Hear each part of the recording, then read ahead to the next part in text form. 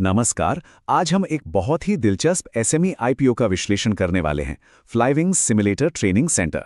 हम इसके हर पहलू को बिल्कुल एक-एक करके आसान भाषा में समझेंगे ताकि ये फैसला लेने में मदद मिले कि इसमें निवेश करना सही है या नहीं। तो सबसे बड़ा सवाल यही है कि क्या ये आईपीओ उड़ान भरने के लिए तैयार है? क्या इसमें निवेश करना एक अच्छा कदम होगा? चलिए इस पूरे विश्लेषण के जरिए इस सवाल का जवाब ढूंढते हैं। तो देखिए, हम इसे स्टेप बाय स्टेप समझेंगे। पहले आईपीओ की जरूरी डिटेल्स देखेंगे, फिर कंपनी के बिजनेस मॉडल को समझेंगे, उसके फाइनेंस की जांच करेंगे, देखेंगे कि आईपीओ का पैसा कहां इस्तेमाल होगा, इसमें क्या क्या जोखिम है, और आखिर में एक निष्कर्ष निकालेंगे।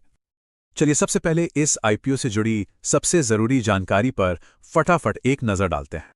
तो देखिए, आईपीओ 5 दिसंबर को खुल रहा है और 9 दिसंबर को बंद हो जाएगा। इसका प्राइस बैंड 181 से 191 रुपए है। एक छोटी सी सलाह यह है कि अलॉटमेंट के चांस बढ़ाने के लिए हमेशा अपर प्राइस बैंड यानी 191 रुपए पर बोली लगाना बेहतर रहता है। और हाँ, कम से कम 600 शेयरों के एक लॉट के लिए अप्लाई करना होगा। ये समझना बहुत जरूरी है कि ये एक एसएमई आईपीओ है, कोई मेन बोर्ड आईपीओ नहीं। इसे ऐसे समझिए कि ये मेन स्टॉक मार्केट की बड़ी कंपनियों के साथ नहीं, बल्कि छोटे और उभरते हुए बिजनेस के लिए बने एक अलग प्लेटफॉर्म एनएसई इमर्ज पर लिस्ट होगा। और आमतौर पर यहाँ मेन एक्सचेंज के मुकाबले शेयरों में उतार चढ़ाव और जोखिम दोनों ज्यादा होते हैं। चलिए अब ये समझते हैं कि आखिर ये कंपनी करती क्या है और पैसे कैसे कमाती है। तो कंपनी का मेन काम है एविएशन इंडस्ट्री के लिए सेफ्टी और इमरजेंसी ट्रेनिंग देना। ये केबिन क्रू और पायलट्स को हर तरह की आपातकालीन स्थिति के लिए तैयार करते हैं, जैसे कि आग लगने पर क्या करना है या प्लेन की पानी में लैंडिंग हो जाए तो क्या करना है। और इनका जो एकमात्र ट्रेनिंग सेंटर है वो भारत में गुड़गांव, हरियाणा में है। अब देखिए, कंपनी के काम करने का तरीका काफी मजेदार है, क्योंकि इनके दो मॉडल हैं। पहला और सबसे जरूरी है B2B यानी बिजनेस टू बिजनेस। इसमें ये विस्तारा, इंडिगो और एयर इंडिया जैसी बड़ी बड़ी एयरलाइंस को सीधे ट्रेनिंग देते हैं। यही इनकी कमाई का सबसे बड़ा और स्थिर जरिया है। दूसरा है B2C मॉडल, जहां ये सीधे स्टूडेंट्स को कोर्स बेचते हैं, लेकिन ये बिजनेस का एक छोटा सा हिस्सा है। किसी भी कंपनी की असली कहानी तो उसके नंबर्स बताते हैं। तो चलिए अब देखते हैं कि फ्लाईविंग्स की वित्तीय कहानी कितनी मजबूत है। जैसा कि आप इस चार्ट में साफ देख सकते हैं, कंपनी ने जबरदस्त ग्रोथ दिखाई है। सोचिए, सिर्फ एक साल में FY23 से FY24 के बीच कंपनी का रेवेन्यू 2 गुने से भी ज्यादा हो गया और मुनाफा तो लगभग 2.5 गुना बढ़ गया। ये वाकई एक बहुत ही पॉजिटिव साइन है। और ये आंकड़ा तो कमाल का है, 48.3% का प्रॉफिट मार्जिन। इसका सीधा सा मतलब यह है कि कंपनी हर 100 रुपए की बिक्री पर लगभग 48 रुपए का नेट प्रॉफिट कमा रही है। इतना ऊंचा मार्जिन इसलिए है क्योंकि ये एक स्पेशलाइज्ड B2B सर्विस है, जहां वे बड़ी एयरलाइंस को हाई वैल्यू ट्रेनिंग देते हैं, जिससे उन्हें अच्छी कीमत मिलती है। कंपनी पर कर्ज का लेवल भी बहुत सुरक्षित है। 0.37 का डेट टू इक्विटी रेशियो हमें ये बताता है कि कंपनी पर उसकी इक्विटी के मुकाबले बहुत ही कम कर्ज है।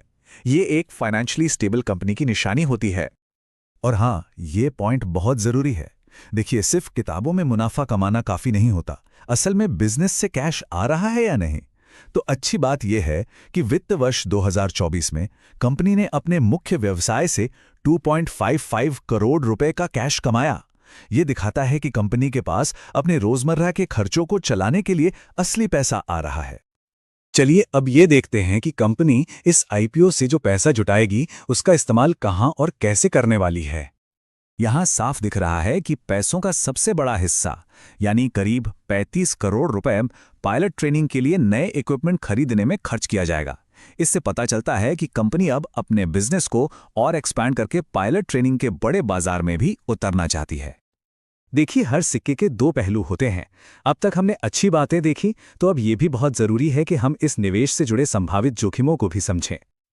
ये देखिए, ये बात कंपनी ने खुद अपने ऑफिशियल डॉक्यूमेंट्स यानी DRHP में बताई है। कंपनी, उसके प्रमोटरों और एक ग्रुप कंपनी के खिलाफ कुछ कानूनी मामले चल रहे हैं, जिसमें क्रिमिनल केस भी शामिल है। अगर इन केस का फैसला कंपनी के खिलाफ आता है तो उसकी इमेज और बिजनेस पर बुरा असर पड़ सकता है। ये एक बड़ा रेड फ्लैग है जिस पर ध्यान देना ही होगा। इसके अलावा कुछ और बातें हैं। मार्केट में कोई दूसरी लिस्टेड कंपनी नहीं है जो ठीक यही काम करती हो, तो ये पता लगाना मुश्किल है कि इसका वैल्यूएशन सही है या महंगा। दूसरी बात, एसएमई स्टॉक होने की वजह से इसमें उतार चढ़ाव ज्यादा रहेगा और ग्रे मार्केट प्रीमियम का शून्य होना ये दिखाता है कि लिस्टिंग को लेकर बाजार में अभी कोई खास गर्मी नहीं है। तो चलिए अब तक की सारी बातों को एक साथ रखकर देखते हैं कि कंपनी की ताकतें क्या हैं और कमजोरियां क्या हैं। तो देखिए, एक तरफ कंपनी के पास शानदार ग्रोथ है, जबरदस्त प्रॉफिट मार्जिन है और एक मजबूत B2B मॉडल है। वहीं दूसरी तरफ ये कानूनी मामले हैं, एसएमई स्टॉक का अपना जोखिम है और भविष्य की योजनाओं को लागू करने का भी एक रिस्क हमेशा रहता है।